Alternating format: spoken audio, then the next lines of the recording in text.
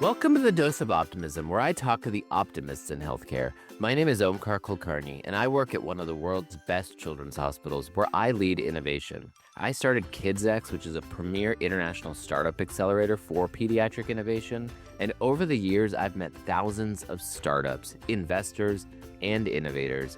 Every one of them has a story, and every one of them is optimistic about the problems they're solving. On this podcast, you'll meet amazing people who will share their stories and what makes them optimistic about the future of healthcare. A little note before you get into this episode. This podcast is for informational purposes only. We are not offering medical advice, and we're not endorsing any products. Please talk to your own physician about your health or the health of your children. All right, let's get started. My first guest is Todd Dunn. If you've worked in hospitals or health systems over the last few decades in innovation, you've probably come across Todd, either at a conference, on listening to a podcast, articles that he's written on social media. He is a really intelligent and accomplished person in the world of leading health systems to try new things and to bring new solutions to the hospital market. We have a great conversation teed up in which we talk about how hard it is for hospitals to try new things and how important it is to engage hospitals in something called the customer benefit metric. He's got his own fun term for it, which I'll let him introduce on the interview. But Todd's a great leader in this space. And he's actually taken a lot of that leadership to a company called Accuryn Medical. I've noticed of late he's become really focused on kidney care. And at the end of the interview, we'll talk about what he's doing with Accuryn Medical and how he's taking all of his learnings from the world of health system innovation into leading this company to help transform kidney care for patients across the country.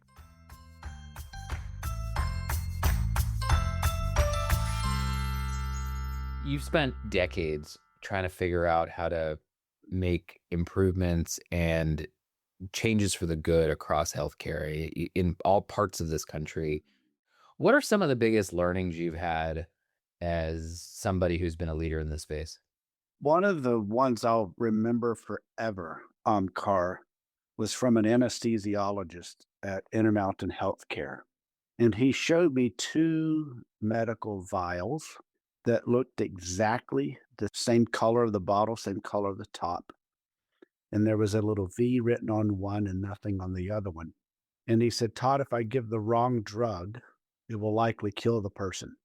And Wow. I said, Bill, why are you telling me that?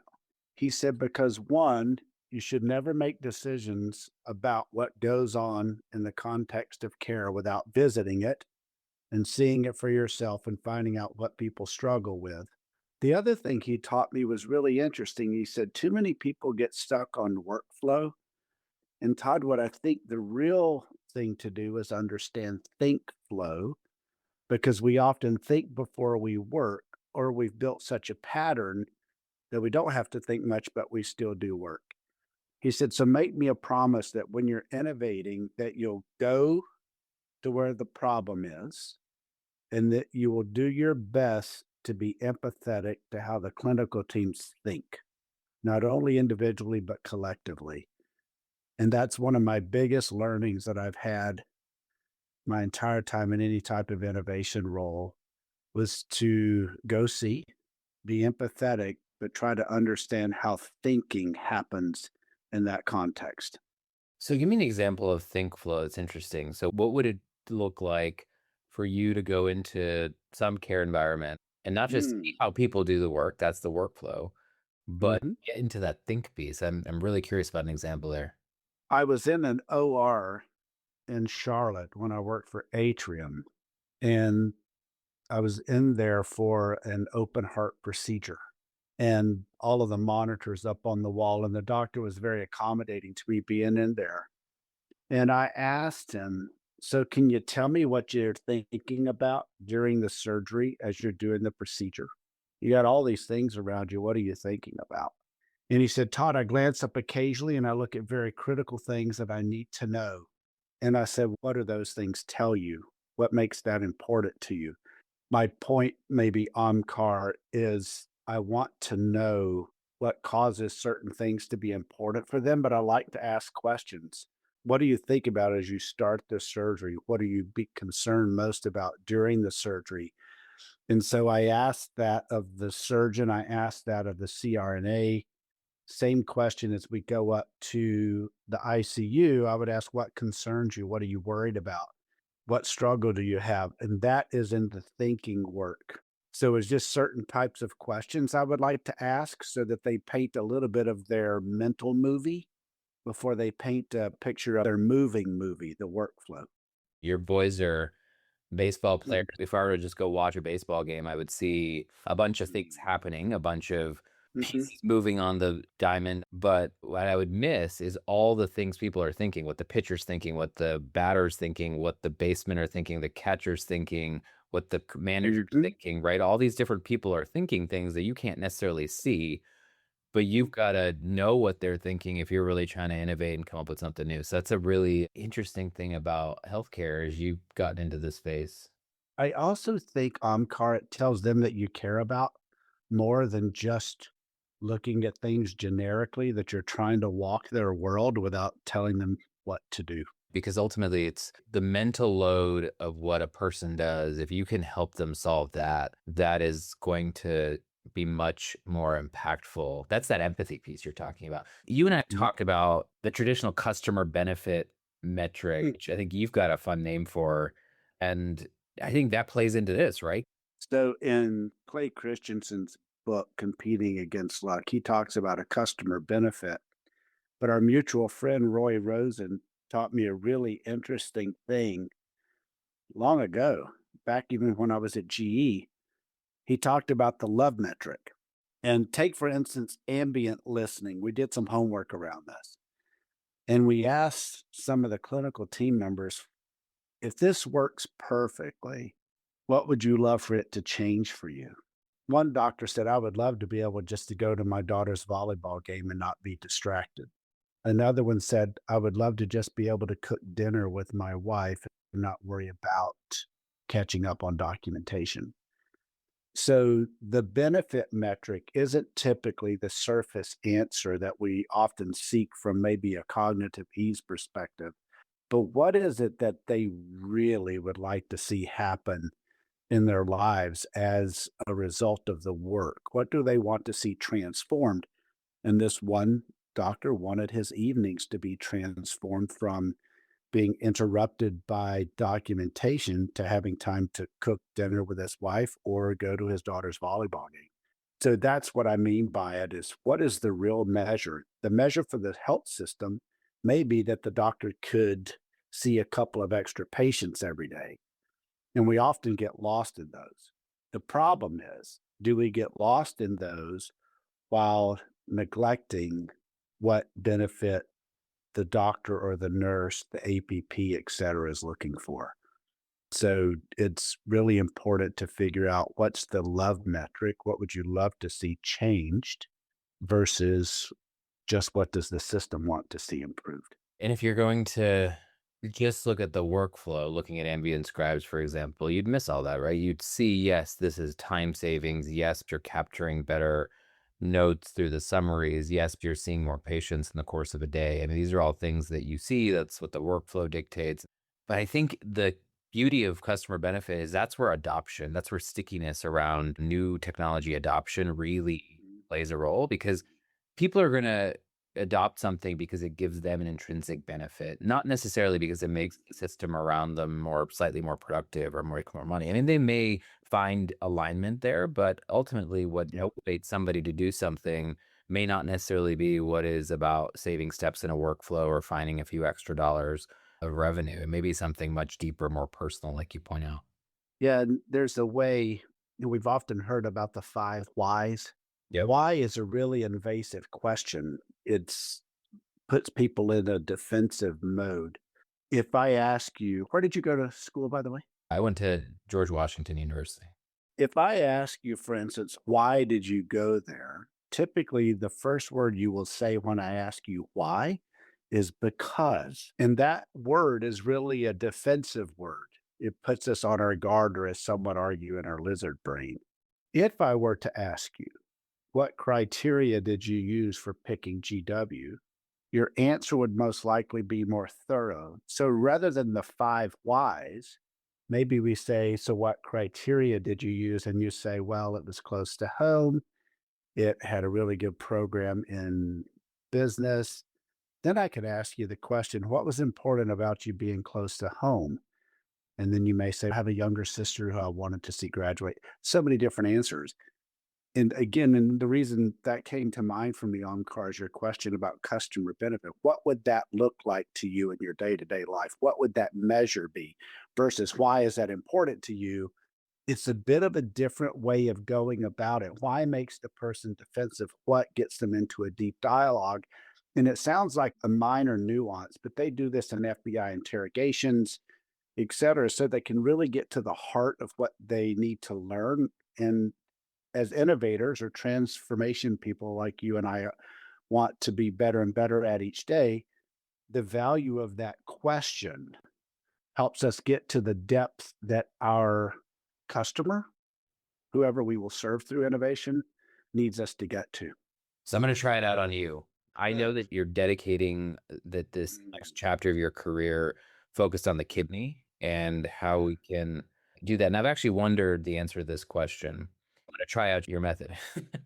So, Todd, what motivates you to spend your time focused on kidney health and kidney care?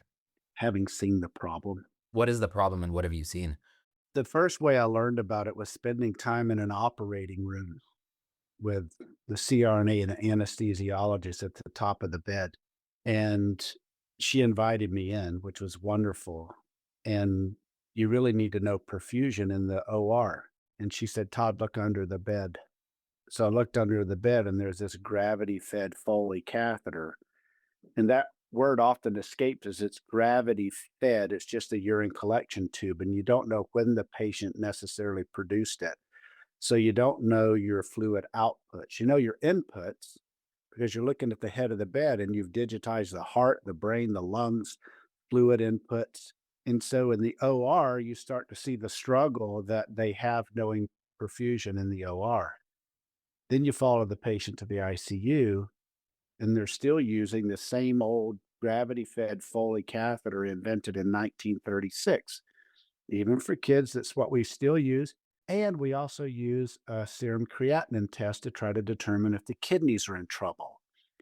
And that test misses a lot. And it only tells you if your kidneys are already in trouble. So fundamentally, the problem is we've given our clinical teams very old and outdated technology to manage a vital organ. There was a moment in my home 4 years ago where a dear friend came over. He was actually helping us remodel our kitchen, and he was a transplant patient. And he told me about his story of getting really sick and his kidneys getting damaged in the hospital. And so when you read that 3.2 million people a year in this country get an acute kidney injury, and that if you get one of those inside of a hospital, you're 5 times more likely or higher to be a chronic kidney disease patient than someone who didn't have an acute kidney injury. That's the other one. So I watch these clinicians try to take care of you the way that their heart and soul wants to. And yet we give them outdated tools. And just like you as an innovator, that drives me crazy because these are beautiful people who want to take beautiful care of you that need the right tools. And then the other one is seeing just the human harm. And I really just caught the bug about the kidney to the degree my wife nicknamed me Captain Kidney. I just have this passion for wanting to transform what is just the most archaic way of understanding a vital organ and give the same equitable treatment with monitors and catheters and other solutions the way that we give to the heart and lungs. The kidneys are the mirror to the patient's health in the ICU. So why haven't we digitized it and the vital sign the way that we have for the heart and lungs? Just makes no sense to me. So I'm kind of on this deeply held personal mission to do right by clinical teams and do right by patients. And then the financials of hospital systems really worry me. This country needs hospitals to be solvent, viable. CMS has now declared acute kidney injury a harm, which means they'll pay you less for some of these patients. And I just like to prevent bad things from happening for those three groups. And that drives me every day, buddy. I appreciate your question. Let's bring it all home and bring it all together. What's the love metric? Who loves it and why? Where's the Yeah. biggest customer benefit? Let's break it into a couple of buckets, maybe. The financial benefit is acute kidney injury drives longer length of stay. It's proven in so many studies, higher readmit rates, and you even advance to dialysis, which is already a PSI 10 quality problem that costs hospitals at least $20,000 when that happens.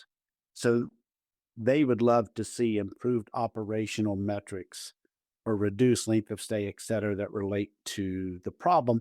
Because as AKI's three stages escalates, your length of stay is higher. And we give you all the insight to help you prevent the escalating harm to acute kidney injury.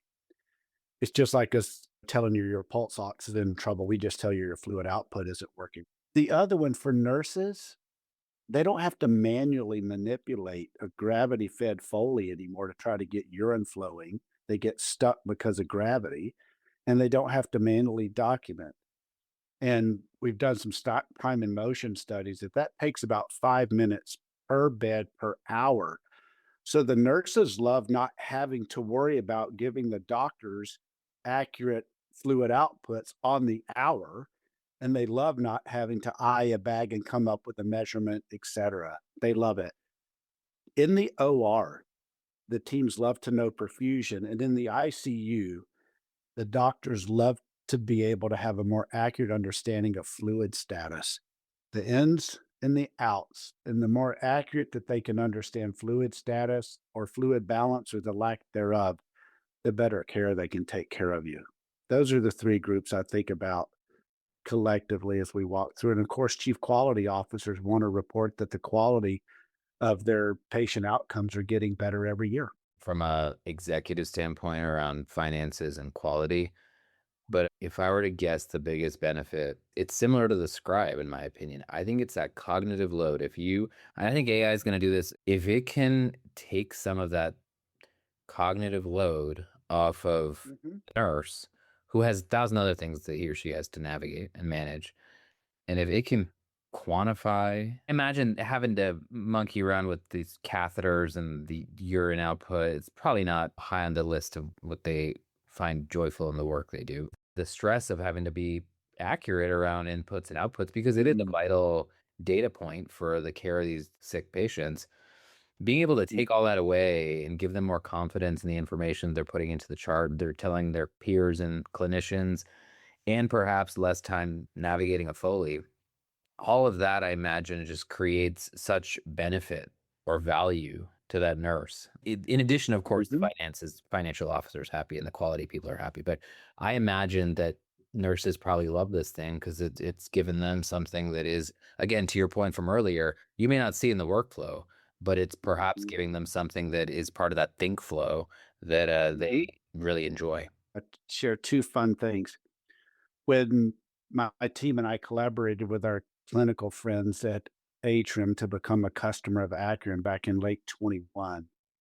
As we deployed them, I was walking the halls and we bought 20 something to start with. And I found them all lined up in a hall, and there was a label. I'll send you this to your email. A label that the nurse manager put on there: do not remove from the CT ICU, the cardiothoracic ICU.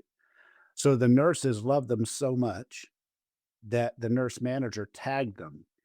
The reason she had to tag them is because nurses were coming from other floors to get them.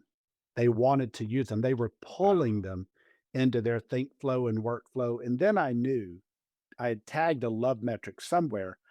The other one is on the contrasting side of this. I was speaking to an intensivist just a few weeks ago, and he was so frustrated because he was doing rounds really early in the morning and he didn't have accurate urine output. And he said, Todd, I'm so frustrated. I look forward to having the units because, and he told me this quote: the kidneys are the mirror to a patient's health in the ICU. I must know accurate outputs. So the cognitive burden that he went through when he walked into that ICU. And because there are nurse shortages in a lot of places, an ICU nurse has over 100 tasks an hour to do.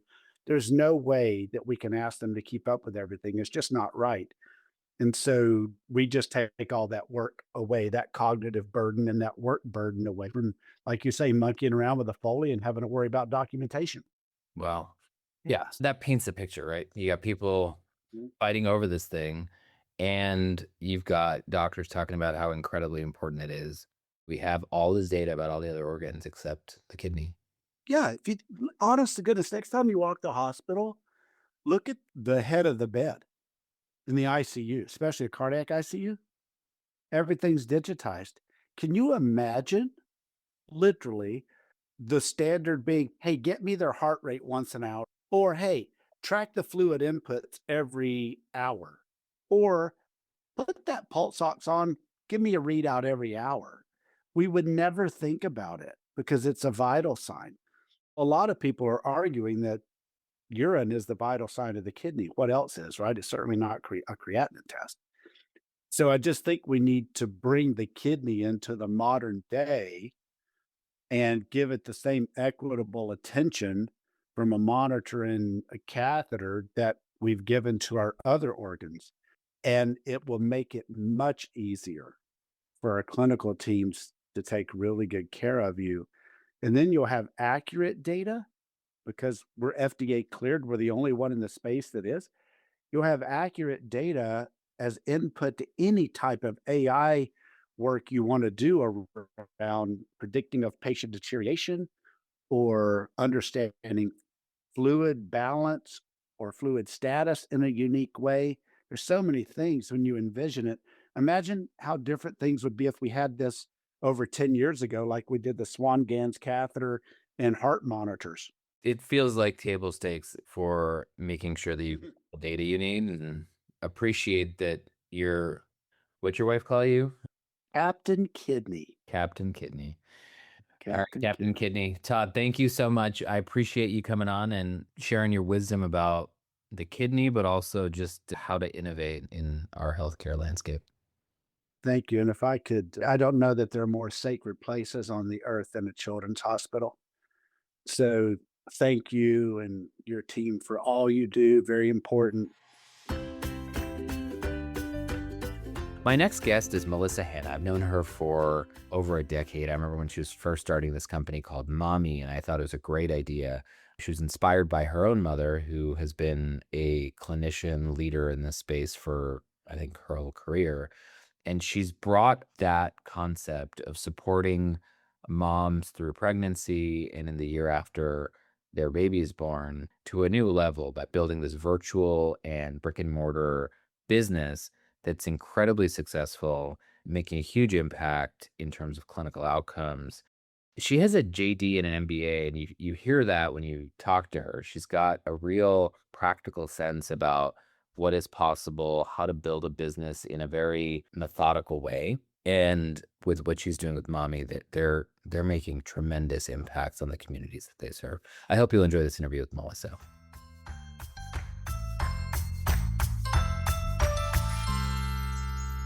The United States ranks last in quality and first in cost amongst peer nations in maternal and infant health.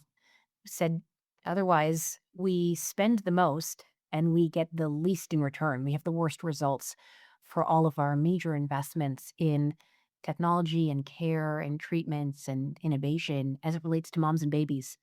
And that seems really wrong to me. And it has for years. And it's why I started the company, Mommy, to make the US the best place in the world to give birth. And so how do you do that? How does Mommy help the process? We've identified a number of issues in the maternal and infant healthcare industry, and we're working with partners of all sizes, from individual providers and nonprofit organizations, local practices through hospitals, integrated delivery networks, health plans, and systems.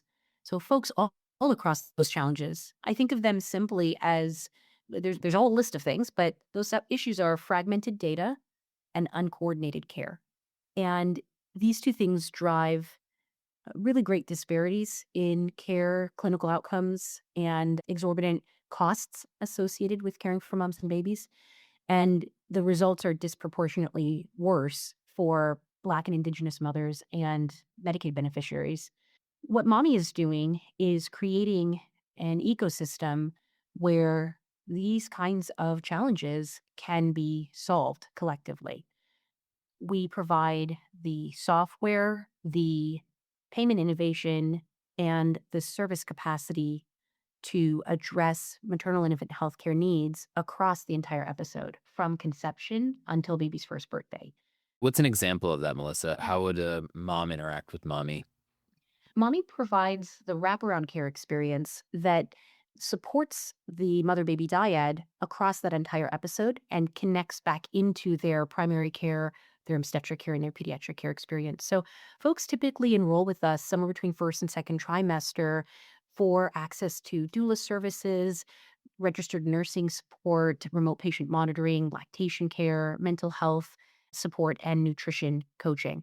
So, those key wraparound care services are offered directly from Mahmee. But what we offer the industry broadly is the ability to support and engage this family all the way through pregnancy, through labor and delivery, and then all the way through postpartum up until baby's first birthday. So while the patient is getting access to those wraparound care services that we uniquely provide as a bundled experience, what we're also doing is we are managing, we're generating, and we are leveraging a longitudinal data set to identify risks and needs and opportunities for better care experiences for that family, for that mother baby dyad, all across that point in time. And then working with our plan partners and our system partners and our physician partners to make sure patients are getting access to all of that care. So while we don't provide all of the medical care ourselves, we play a really key role in understanding the patient journey and the patient's clinical needs and helping manage the engagement and the utilization through that entire episode. Now, you take care of patients who are both commercially insured as well as those on Medicaid.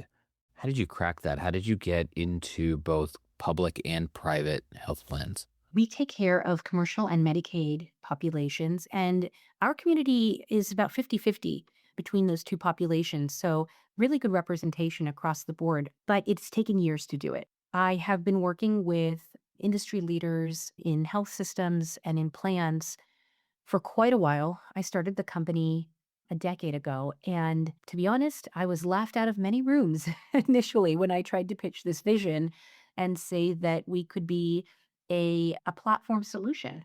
What were they not believing could be possible?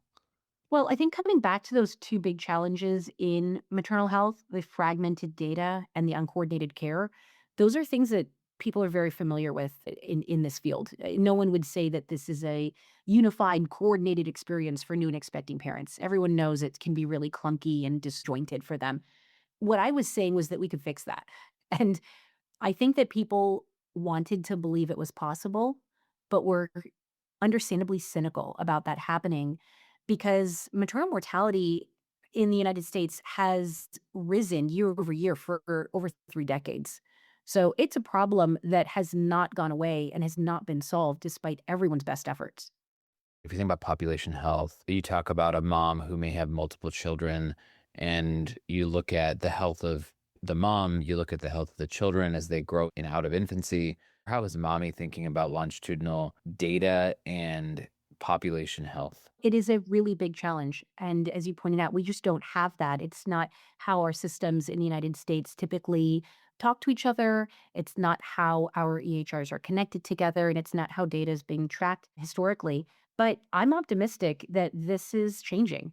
I'm seeing more of these kinds of connections happen across the industry, and our company is committed to being part of the solution. So what we're doing is we're creating that longitudinal data set for this particular episode.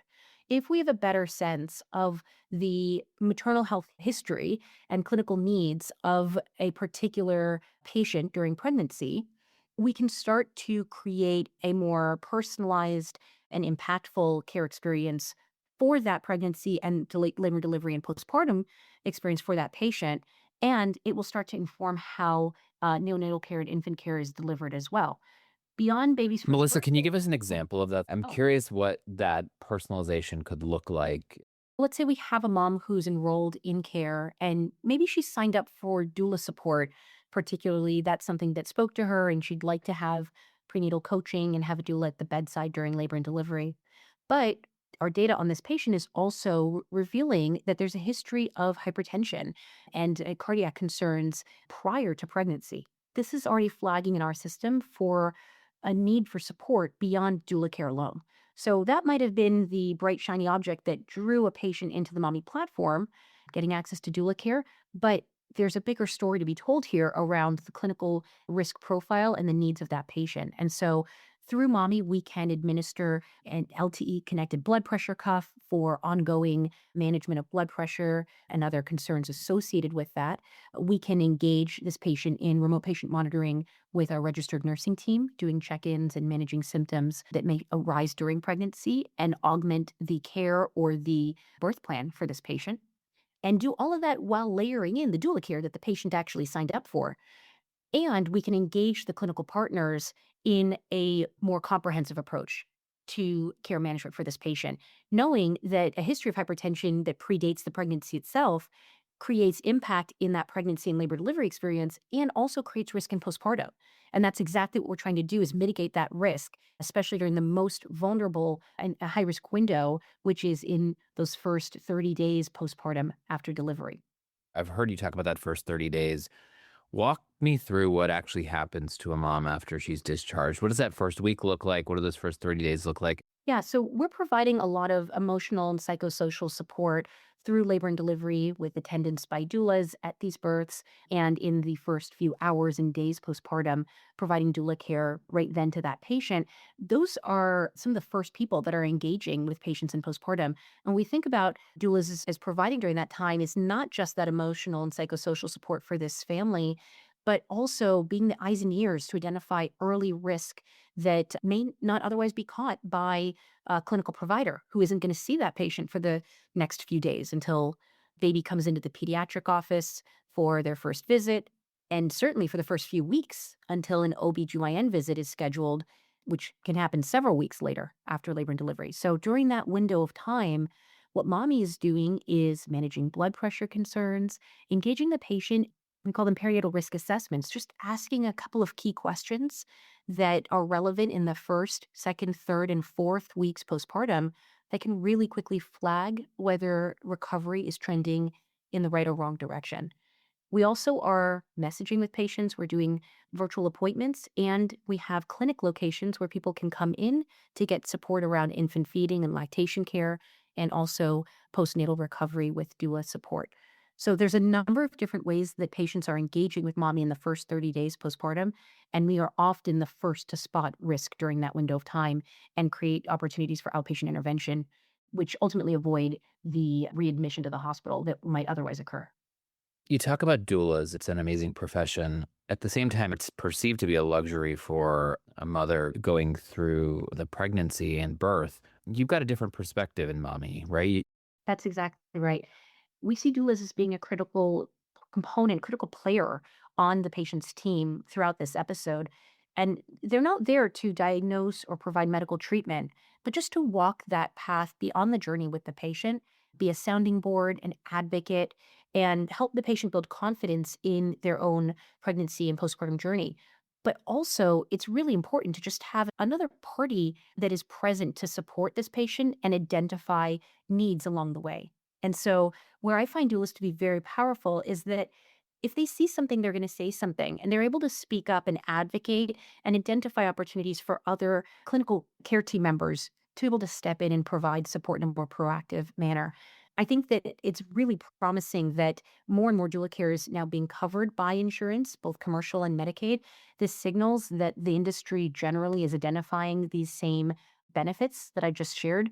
And I'm optimistic about this too, because I know that as more and more folks identify the need for families to have this kind of support available to them, the more it's going to be a cost effective option. It absolutely should not be a luxury to have someone who is there to check in on you, support you, answer questions, and really engage the rest of your care team appropriately in supporting you in this experience.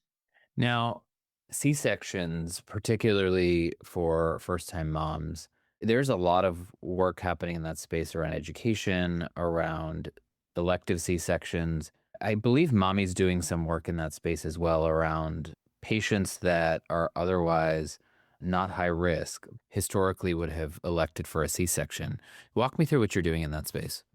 Yes, C-sections are a big challenge in the United States. There are a lot of people in this country that are delivering via C-section. In some cases, it is an essential need for that particular delivery. And in other cases, it might have been avoided with a different birth plan, different education and support, different clinical considerations along the way. We're not independently as a company determining whether someone should or shouldn't have a C-section, and we're certainly not against medical intervention where it's needed. But there's a lot of different parts to maternal and infant health care that really can't be independently controlled by any one player on the team. C-sections is one of those things. What we look at is the broader story of this patient's care and this patient's clinical risk profile. And to the extent that we can support this patient in getting to term, we can support this patient in having as a low risk of a pregnancy as possible and support the patient in being able to fully participate in their labor, there's a good chance that a C-section can be avoided under those circumstances. So I like to think about it first and foremost, how do we help people stay pregnant longer, get past that 37-week mark so that they are in a term delivery window? That's the first part of this. The second part, the question we ask ourselves is how do we help this patient feel more confident in their birth? So confidence in birth allows for the patient to participate, to feel that they know what's going on with their care team, with their body, with their baby, and they can be actively involved in consideration and decisions that are being made in these high stress moments during labor and delivery. And you That find can, success in this, right? I think about Mahmee is shown to have reduced, at least amongst your population, yeah. some of these C-section rates. Absolutely. So we see a 20% reduction in C-section rates in our population for this exact reason. Not every C-section can be avoided and not every C-section should be avoided. But there's definitely cases where a different path was possible if we can solve for some aspects of the experience overall. So that's what we work on. And it relates also to our preterm birth rates, which are very low in our population. We see a meaningful reduction, 50%, 55% reduction in preterm birth rates. Again, I joke we keep people pregnant longer, but there's a lot of different things that we're able to do along the way, walking that path with the patient throughout the pregnancy that can optimize for a pregnancy, making it past that 37-week mark. And that's something that I think doulas have been demonstrated to be a very important component of. I've read that you are starting to look at brick-and-mortar locations. And for such a tech-forward company, what's the decision to include some brick-and-mortar options for your patients? We've actually launched a number of different locations across the state of California. We have 11 different clinics right now, and we continue to grow. The decision around that relates to the way that we partner with community-based providers, physician groups, and hospitals in these regions that we serve. And what we found was that a small clinic space that is designed for doula care and lactation care to happen in person, and co-locating those kinds of spaces inside of obstetric clinics, pediatric clinics, local hospitals can be such a powerful way to engage the community of new and expecting parents in that region. So we have these locations, they're little pop-up clinics. They're very beautifully designed for prenatal and postpartum support, specifically for doula and lactation care. They're often really accessible because they're in the hospital you're going to be delivering at, or they're in the doctor's office that you're going to for obstetric or pediatric care, in a community center that had some extra space where we can pop up a mommy clinic in. And these spaces, they're designed to be comfortable and safe and welcoming spaces for new and expecting parents to receive this kind of support. It doesn't replace going to your doctor's office. It's really a complement. And it drives a lot of patient satisfaction and patient engagement. We want to be in touch with patients. We want them to use the services that are available to them through their insurance plans, through their employers, through their hospitals. This is a great way to do it. So it's been a really successful strategy for us, and we're going to continue growing with that, even though the reality is that virtual care is a really wonderful way to drive access. When it comes to mother-baby care, sometimes you just want to meet up in person. There's countries in Europe, the Norway, the Netherlands, Switzerland, that have some of the lowest maternal mortality rates in the world. Do you think we can get there? Do you think we can get our country, our public health system to a place where we can be as good as some of these high performing places? I hold out hope that we can do it. I think that it's a tall order for the United States. It's a very difficult challenge to overcome the level of fragmentation we have here. It's just how our systems have been designed. They're much more disconnected from each other.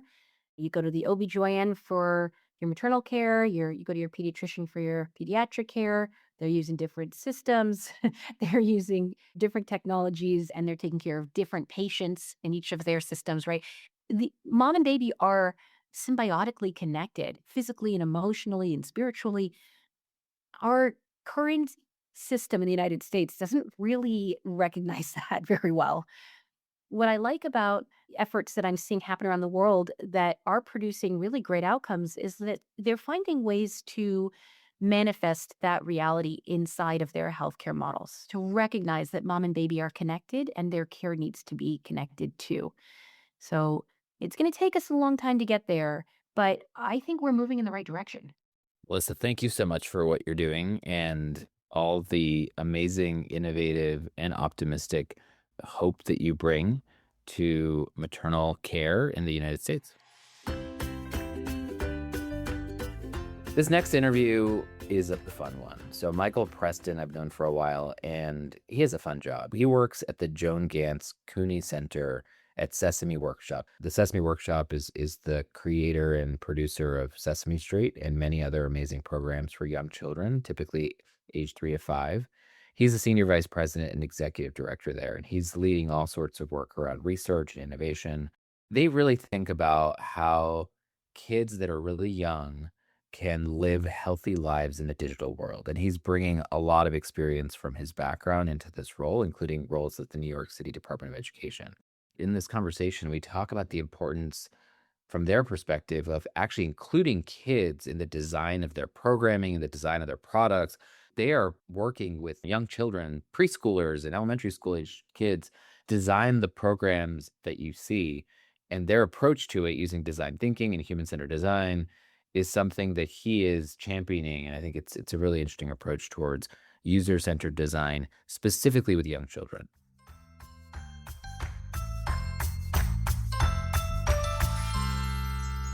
Tell us what you do. Thanks so much. It's great to be here on your podcast. So I lead the Joan Gantz Cooney Center, which is an R&D lab inside Sesame Workshop, the nonprofit organization that makes Sesame Street and does a whole lot of other things. We are focused on the world outside Sesame. So what we get to do is bring the principles and the ways of working and the ideas about what we want for kids out to the broader tech and media landscape outside of Sesame. So in some ways, we are an advanced research organization where we look into the future and try to find all the new technologies and help shape them so they're better for kids and help companies do a good job, but also to bring those ideas back to Sesame too. Sesame, as everybody knows, was one of the early innovators in the TV space, and over our 56 years as an organization have continued to bring the same child and family centered perspectives and goals into everything we make. So we were early in personal computers and the internet and everything else. And it's a really kind of a repeatable act for us at Sesame and also the Cooney Center as the outward facing research arm to keep doing the stuff that we do. I imagine it's got to be fun to be able to work in an organization from which there are probably memories you have from your own childhood. So much of things from our childhood just have disappeared. And it's got to be cool to have a day job that allows you to play in the environments or the imagination from your childhood. Absolutely. I was among the first generation to experience Sesame. And at this point, pretty much everybody who works at the organization can count themselves as having grown up with it, which is quite a privilege. It's funny, after I've been there for 7 years now, and so it's just the office when I go in, but I love having visitors come and giving them the tour because it reminds me of how special a place it is. I just assumed you're working with Bert and Ernie and Big Bird. I assumed there's other humans working there with you. Yeah, there are humans. Bert and Ernie, they have a lot of accrued vacation time, so they don't come into the office as much as they used to. But in all seriousness, our office does have more Muppets than yours. And what's so cool about it is that our show continues to evolve and reinvent itself. There's a whole new vision for the show that's currently out, the new season. I really encourage everybody to check it out. For example, there's a whole experience inside 123 Sesame. You can move up the stoop and into the building and get on the crazy elevator and have fun inside the building. So I think that our creative team is amazing and continues to find new ways to reach kids, tune to habits and expectations of today's audiences, and also just keep delighting audiences. That's amazing. On your side, you use human-centered design to really understand children, understand your viewers and your audience, and help design for the future, right? What are 3 things that make you excited and optimistic about the future? What a great prompt at a time when I think we're all feeling a little depressed about the future. There's just a lot going on in this world. It's very challenging. And I think we show up every day trying to figure out how to make things better. And what we can work on in the digital space it includes a bunch of things that meet those criteria. Like the first thing I would say is increasingly, when I say child-centered design, there are certain practices that roll up to that. And the one that we're most excited about is this idea that children can be partners in design. There's a lot being written about these days, and more examples are showing up of kids, younger kids, older kids at the center and at the table of design practices. And increasingly, folks see that the kids shouldn't just be folks who test a new product idea at the end just to make sure if they like it, or maybe they could tweak it a little bit, but rather having children come in early to share really unique perspectives and insights that only they can offer a design team. When you do it with a design team, if they're not familiar with this process, first of all, it means for little kids, you're sitting around the rug together and you're using paper and markers and everyday objects to express ideas together, but also this idea that it can be very democratic and very fun, and that the kids are going to be eager to drive and tell you what they think. And usually the ideas are just different from what the adults would automatically assume. And they're also very likely to be honest and share their likes and dislikes in a way that's refreshing. Do you have an example of that, Michael, of a Sure. time when you walked in perhaps thinking a certain thing and the kids gave you a very different perspective? Yeah, there's so many. Every session has something like this. Like kids, most of our projects are focused on learning, of course, not sometimes ed tech, but sometimes more informal things. But there was a reading app we worked on with a partner, a fantastic organization, and they were targeting older kids, like upper elementary kids they call reluctant readers, like kids who weren't necessarily reading as fluently as their peer group. One of the topics that came up was embarrassment and how kids just didn't feel good about it. And some of the more gamified elements that the product team were experimenting with or proposing, the kids rejected. Like they didn't want necessarily flashy things that they could show off about their progress or anything that kind of called attention to just the way things were for them. They didn't want to be sharing accomplishments with other folks. They just wanted to be supported in a really productive way. And they just thought that the sort of trappings of gamification were superfluous. And it really just got to brass tacks with the design team, which I thought was helpful for them to understand. Okay, so child-centered design, totally get that, and love that it's part of how you think about developing product and developing your next series of creations, because we do that with adults, as you point out, but it's hard to do sometimes with children. I think people skip that step and assume the parents know what their kids want, and they ask parents in focus groups, but really working with kids is important, and it's great that you're doing that a lot and to the point where it's influencing your product. So that's one. What are a couple other things that are making you excited? Another one is an idea that we call well-being by design, which is just a way to get people to think about it in the context of all the other by designs out there. You see a lot of things like safety by design and so forth. There's many frameworks that companies and design teams use when they have a particular end state in mind for users. And this shift toward well-being, I think, is partly in response to a broader narrative and evidence base around kids' emotions and feelings and just an overall experience of the digital products they use. But there's also an opportunity space of defining well-being and then working from that to create design patterns that actually could lead to those outcomes. We're involved in a project called Tech. The Responsible Innovation and Technology for Children project, which was a collaboration between UNICEF and the Lego Group. And first, it started with a global research project to find out what kids around the world define as their own subjective well-being. And then I'm talking about countries all over the world. And then to validate those ideas in digital play in more countries, and then to land on a framework that basically expresses what well-being looks like to kids. So of course you would assume it includes safety and security because that's really foundational and you have to have that. But other things that came up include things that you wouldn't be surprised. Kids want autonomy in their digital play. They want agency and choice. They talked about emotions, helping to recognize and regulate their own emotions. Sometimes kids want to get really excited. Sometimes they want to relax. Competence, so like feeling of growing skill and as they learn how to do things and get better. Relationships, obviously social connection and belonging are key, and creativity, so encouraging curiosity, imagination. So those kinds of things come up a lot. Probably none of those are surprising to you. But what happens then is we take a framework like that. Our colleagues at UNICEF created a design toolbox. And our work at the Cooney Center has been to propagate this to industries. So we actively work with designers, like I was saying, about around child voices, but also to really help translate these kinds of ideas into actual things. We have a fellowship called the Wellbeing by Design Fellowship. So we have all tons of case studies of people working at big companies and little startups and nonprofits who have already deployed this kind of stuff. So it's doable, but I think articulating what it looks like and making it really accessible and actionable for designers is the name of the game. And so we're very proud of our role in this project and hoping to create a big community of folks who care about this stuff and want to do it. That's great. I imagine you're looking at all children and thinking about how you can make sure that we're always thinking about their wellness, which is really neat. Absolutely. Is augmented therapy one of the innovations that There was supported? yeah. It's nice. They're amazing. And we love having a Sesame partnership with them. Kids X, connect the dots. It was really cool. They're a great example, right? So what they're doing is they're trying to figure out how to create a gamified experience to make it exciting for children to move and to be physically well and healthy. It started and continues to be oriented around kids who have injuries or recovering from surgery and they're trying to recover. But through the work with you all, I think they've discovered there's a whole world of children who are otherwise well, and movement and activity is a core part of development and healthy growth.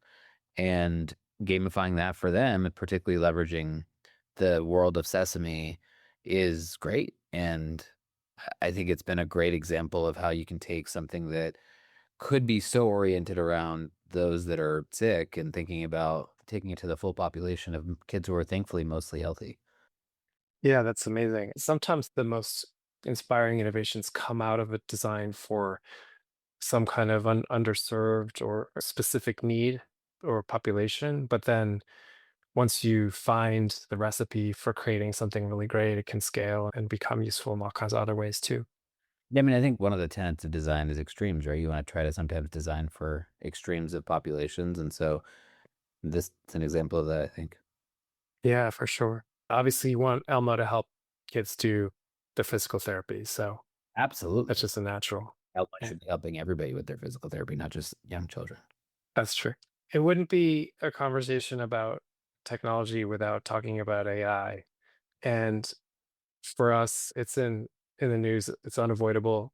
Everybody's talking about AI and what it's going to do to society, institutions, life on Earth, small things. So we take our unique perspective around centering kids and trying to center on our values and our goals, what we want for kids, which is again the space that we feel is often under addressed in these kind of conversations. When the new technology takes over public consciousness and the affordances become more important than the impacts. And so as we get impressed by every new release of the new capabilities or what it can do or take away, it's this kind of strange feeling of having things displaced or taken away from us. Oh my gosh, how amazing. It can do all these things for you. It can enhance your experience. It can augment your abilities. But at the same time, it also can feel like it's diminishing or taking away.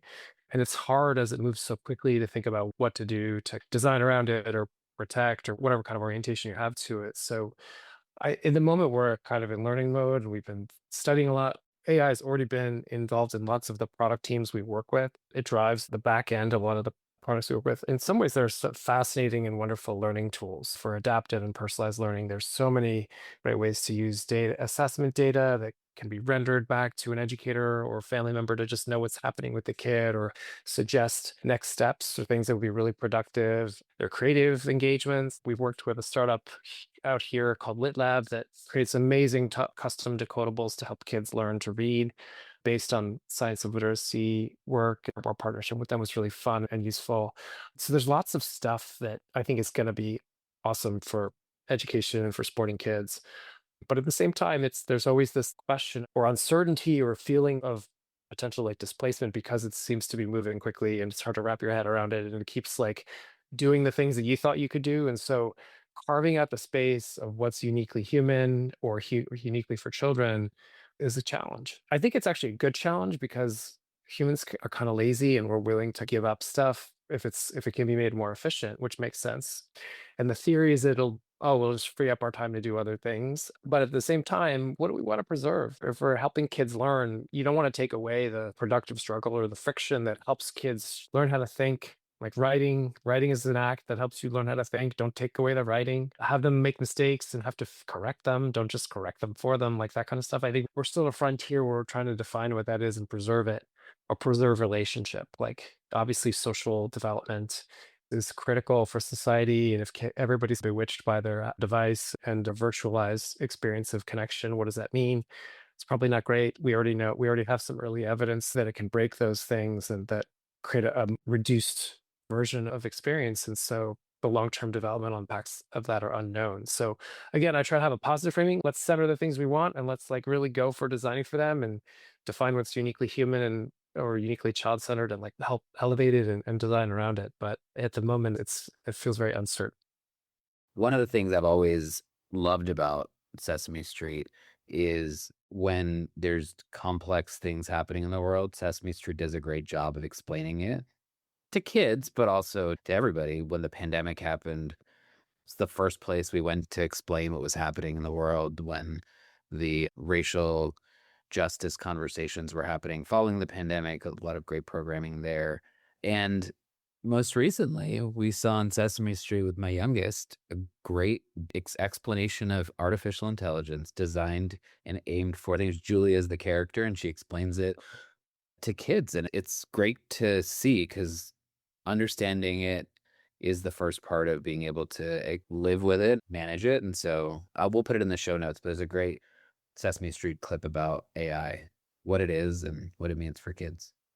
Yeah, I love that clip and how it just gives you an example of a case study that families could relate to and see how it can be a supportive resource instead of the sort of mysterious magical thing, right? Totally. Michael, thank you for joining the show. It's really funny that you and I both grew up in the same town in New Jersey.